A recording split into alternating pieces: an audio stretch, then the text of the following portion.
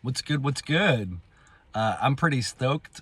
Apparently, I'm getting $2,000 in my bank account here in the next few weeks. I've stopped watching a lot of news. I've stopped consuming content that does not serve me in a positive manner. So I'm unsubscribing from a lot of YouTube channels and unsubscribing or unfollowing Instagram pages.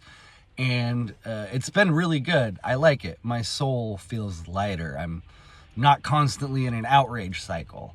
I do still try to stay somewhat informed, but my logic is like, I just need to make sure there's no advancing armies approaching my area. Everything else, whatever, I'll live. And even if I don't live, so what?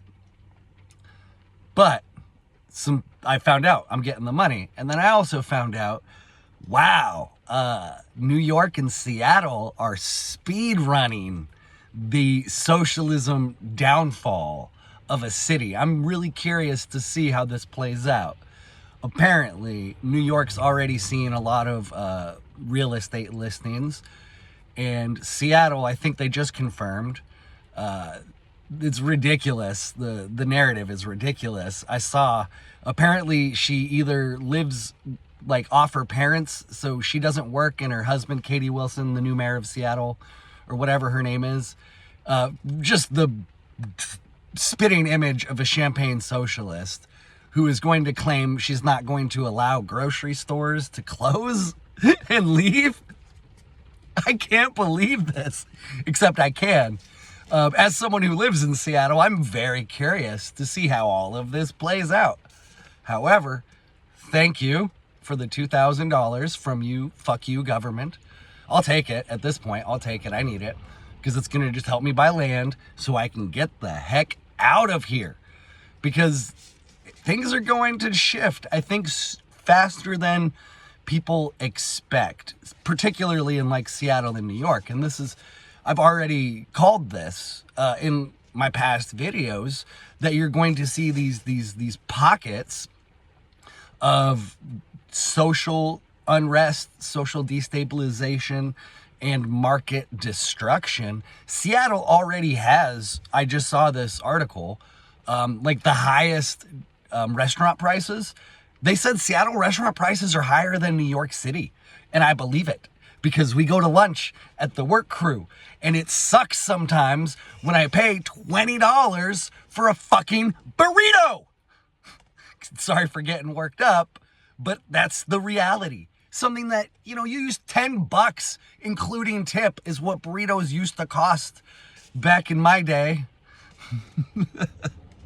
So anyways, let me just try and circle back real quick. I know it. I feel it. If you watch my past videos, go back a few years and watch my videos. I had no direction in life, no purpose, no mission. Not because I didn't want those things, but because I didn't want to force a direction, force purpose, force a mission. I wanted it to naturally, authentically, organically arise within my pursuit of truth and what is good. And over the years, that has happened. It has organically developed this desire for me to return to the land, to engage in animal husbandry, to preserve ways of being, ways of knowing, ways of interacting with the planet, for when the time for the collective to return to the planet happens. I don't think it's going to be my lifetime. I really don't. I think my lifetime's going to see the technocratic gulag smart cities. My lifetime is going to see major kinetic conflict in a civil capacity here in the United States. My lifetime is going to see beauty. My lifetime is going to see family. I'm going to have joy and love. And for the most part, I'm going to avoid that chaos. My children and my grandchildren, it will be their duty to restore the planet. It is my duty to set them up for their purpose and their mission in life. And I'd like to be wrong. I would love to be wrong. And for society and for the world, for the planet to heal in my lifetime. Please, let me be wrong. In the event that I am not wrong, I have a direction. And my plan has been about 3 to 5 years from now to be leaving Seattle. So I'm going to make the down payment at the end of this month for the land. I'm going to keep living in my minivan. I'm going to keep working 2 jobs. I'm going to pay off all my land and hopefully have enough money to buy a cheap used tractor. And I'm going off grid. I think one of the biggest things you can do to reduce your complicity in the evils and atrocities of the globalists is to not support them. If you're not paying their taxes, if you are not buying their goods and services, if you are not utilizing their markets, you are starving them of what they need to flourish. They need our money, our capital, our energy, our life force. They extract that from us. They steal that from us. If we take it back from them, we will ultimately starve them. And that is how we will, in the long run, defeat them. It's, like I said, not going to be my lifetime, but it will happen.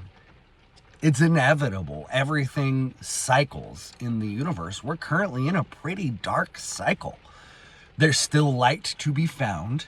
It's kind of part of your purpose. You're supposed to be the light. There's still joy. There's still love. But there is immense suffering and sadness also. And it sucks. But that's what it is. And as soon as you accept that reality and accept that you have a mission here to fight the darkness, don't let it consume you. You know, there's that famous Nietzsche quote, lest ye stare into the abyss fighting monsters before you become one, or something like that. You know, so just don't lose yourself in the depravity of the darkness and in the battle. Don't become a monster yourself. I feel like there was a point where I could have gone down that path. I was so angry, so bitter, so misguided. But I didn't want that for my future. I saw that and I said, how can I find a different future? I'll kind of wrap up this video here. Go look at my channel. I made a few different videos titled things like, I don't want to be this angry part 1. I don't want to be this angry part X, part Y, just because that was a huge thing for me to get over the last few years, as anger. Because I had, you know, like personal things happen in my life throughout my development, but then also the pandemic was pretty fucking eye-opening. Like before the pandemic, I was a libertarian-leaning individual. I knew the government was corrupt, but I thought potentially reform was possible. I did not realize how deep this goes, how spiritual this was and this goes. You know, I think spirituality is one of the hardest things to talk about because you can't really prove it. You can't prove any of it.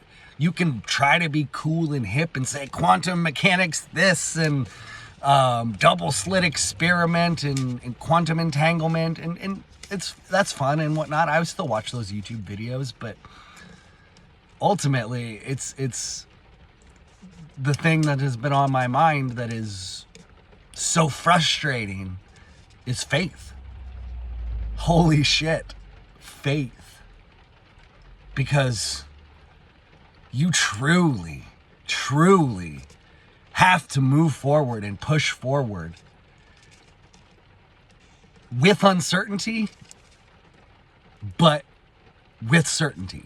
So you have to know that you can't prove anything. You have to know that you could be wrong, but you're not wrong. You just know that you're not wrong, even though you know you're pursuing something unprovable. I believe, based on my introspective experiences, my lived experiences, through both sober and psychedelically through psychedelic enabled experiences, I've felt the divine. I've experienced the numinous. I've seen knowledge and wisdom that tells me there is so much more than this temporal 3D reality. Though this temporal 3D reality is an amazing, beautiful gift and experience and stop along the journey, it is not at all the end game. And I'll end the video here. Let's say I'm wrong. Let's say materialism is reality. Somehow this all came into being. There is no God. There is no universe. There is no source. I'm wrong. Am I still doing the incorrect thing in pursuing truth, justice, what is right, even in a materialistic environment, an environment without God, without the universe, without the Tao? I still think that's the right answer. So even if I'm wrong, I'm right. I'll end the video there. Thank you very much. Much love.